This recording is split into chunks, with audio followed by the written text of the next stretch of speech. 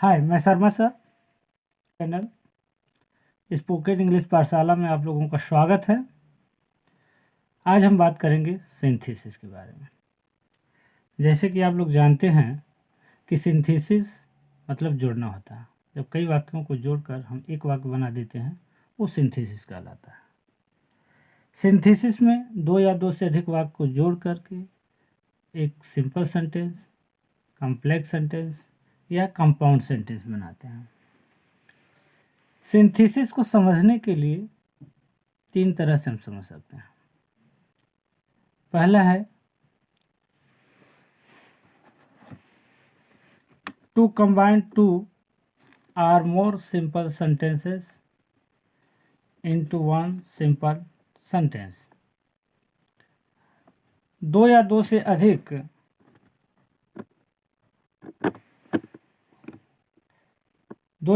अधिक साधारण वाक्य को जोड़ करके एक साधारण वाक्य बनाना। दूसरा है दो या दो से अधिक साधारण वाक्यों को जोड़ करके एक कॉम्प्लेक्स सेंटेंस बनाना। उसको इंग्लिश में कहते हैं टू कंबाइन टू और more simple sentences into one simple sentence. तीसरा है दो या दो से अधिक साधारण वाक्य को जोड़कर एक कंपाउंड सेंटेंस बनाना।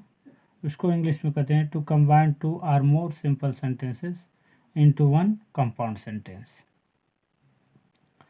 तो पहले चर्चा होगी दो या दो से अधिक साधारण वाक्य को जोड़ करके एक साधारण वाक्य बनाना। इसका पहला नियम है यूज ऑफ पार्टिसिपल, पार्टिसिपल का प्रयोग करके। पार्टिसिपल क्या होता है? पार्टिसिपल वाक्य में वर्ब और एडजेक्टिव दोनों का काम करता है। पार्टिसिपल तीन प्रकार के होते हैं: present participle, past participle, perfect participle. Present participle को वर्ब फर्स्ट प्लस आईएनजी लगाकर प्रेजेंट पार्टिसिपल बनाते हैं। दूसरा है पास्ट पार्टिसिपल, इसमें वर्ब का थर्ड फॉर्म लगता है जो कि एडजेक्टिव के रूप में काम करता है। तीसरा परफेक्ट पार्टिसिपल, इसमें हैविंग प्लस वर्ब का थर्ड फॉर्म लगता है। पहले हम बात करेंगे प्रेजेंट पार्टिसिपल की। प्रेजेंट पार्टिसिपल वर्ब के फर्स्ट फॉर्म में आईएनजी लगाते हैं और इसका जब हिंदी अर्थ करते हैं तो करके या हुए आता है। और इसको तब बनाते हैं जब दोनों वाक्य का कर्ता एक हो और पहले वाक्य क्रिया का फल दूसरे वाक्य में पड़ता हो।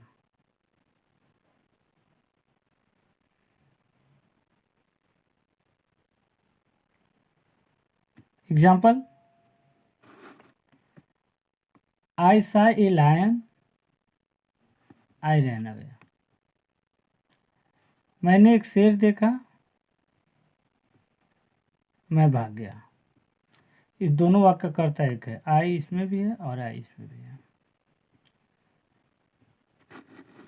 तो पहला वाक्य जो है जिसमें पहले काम होता है उसी के वर्ब के फर्स्ट फॉर्म में आईएनजी जोड़कर प्रेजेंट पार्टिसिपल बनाते हैं।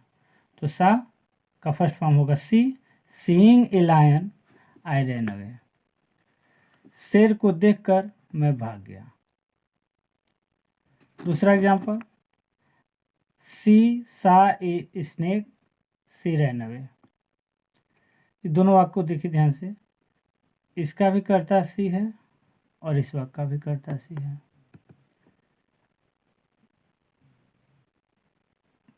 ये सा, इसका वर्ब फर्स्ट फॉर्म होगा सी, सी में आईएनजी लगेगा seeing, seeing a snake she ran away.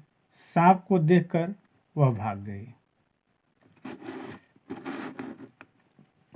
I was hungry I took my food. इस दोनों वाक्य का भी कर्ता एक ही है, इसमें भी आई है और इसमें भी है। यहाँ ध्यान देने की बात है, ये वर्ब वाज जो है वर्ब भी है, इसलिए यहाँ पर बीइंग का प्रयोग होगा। Being hungry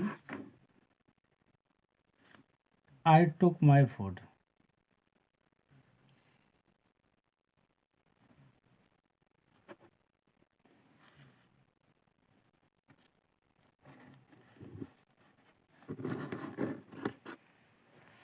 number 2 past participle.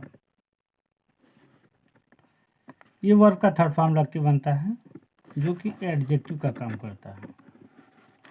जो किसका काम करता है? एडजेक्टिव का। देखिए example, I found my pen it was lost. मैंने अपनी कलम पाया, इट वाज लास्ट, कलम खोया हुआ था। ये लास्ट शब्द जो है वर्ब का थर्ड फॉर्म है और ये एडजेक्टिव बन रहा है किसका? पेन का। इसलिए लास्ट शब्द को पेन के पहले ला देंगे। I found my lost pen, मैंने अपनी खोई हुई कलम पाई। I saw a soldier he was wounded।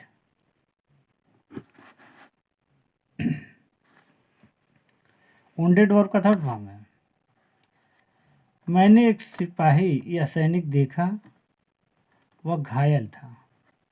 तो दोनों वाक्य का हिंदी अगर बनाएंगे, मैंने एक सैनिक देखा, वह घायल था। अगर एक हिंदी वाक्य बनाएंगे तो मैंने एक घायल सैनिक देखा, तो इसका ट्रांसलेशन हो जाएगा आई सा ए wounded सोल्जर। क्योंकि wounded क्वालिफाई कर रहा है सोल्जर को, इसलिए सोल्जर के पहले आ जाएगा। तो सिंथेसिस बन जाएगा आई सा ए wounded soldier.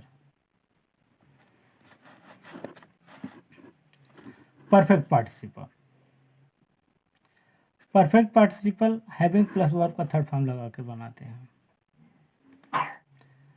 Having plus verb का थर्ड फॉर्म का प्रयोग तब करते हैं जब एक वाक्य का काम पूरा खत्म हो जाता है और तब दूसरा कोई काम शुरू होता है, तब हम हैविंग प्लस वर्ब के थर्ड फॉर्म का प्रयोग करते हैं।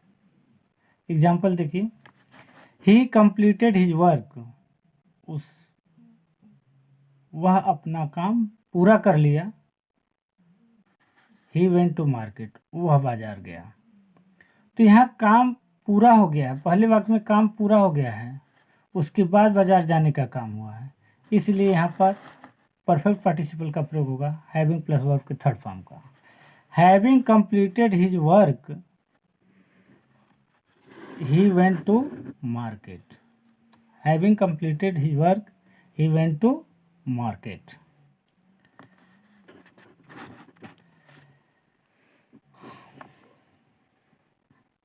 आई रीच्ड होम, मैं घर पहुंचा। आई टुक ऑफ माई क्लॉथेज, मैंने अपना कपड़ा उतार दिया। Reaching home, I took off my clothes. He was tired of walking, he lay down to take rest. He was tired of walking, टहल कर वह थक गया था। ही lay down to take rest, वह नीचे लेट गया आराम करने के लिए। यहाँ देखिए वाज लगा है, ये वर्ब भी है, इसलिए यहाँ पर बीइंग का प्रयोग हुआ। Being tired of walking he lay down to take rest. तीसरा, I saw Mohan he was abusing his neighbour. मैंने मोहन को देखा, वह अपने पड़ोसियों को गाली दे रहा था। आई saw Mohan abusing his neighbours, मैंने मोहन को अपने पड़ोसियों को गाली देते हुए देखा। He was punished by his teacher, he felt sorry. अब देखिए he was punished by his teacher passive voice में है, इसलिए यहाँ हैविंग बीन का प्रयोग हुआ।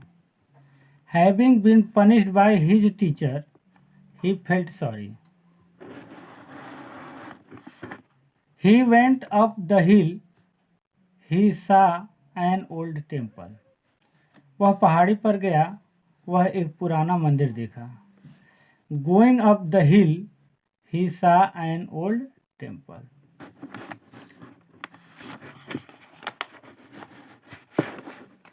छठवां,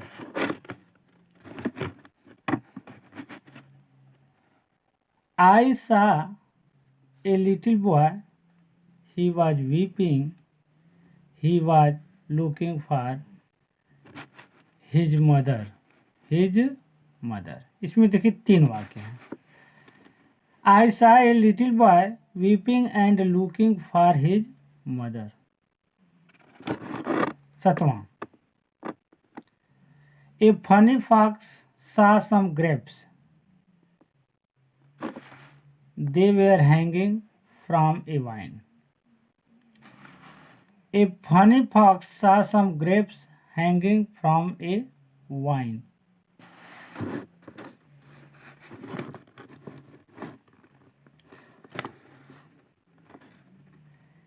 He finished his work. He went to hospital. वह अपना काम समाप्त करके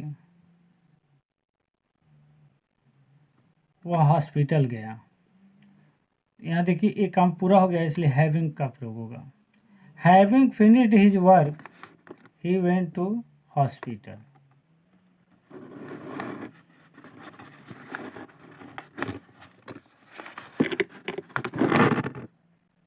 नौवां, he raised his gun. He took aim. He shot the tiger. Raising his gun and taking aim, he shot the tiger. Turn to the right, you will then find the post office. Turning to the right, you will then find the post office. Thank you for watching my videos.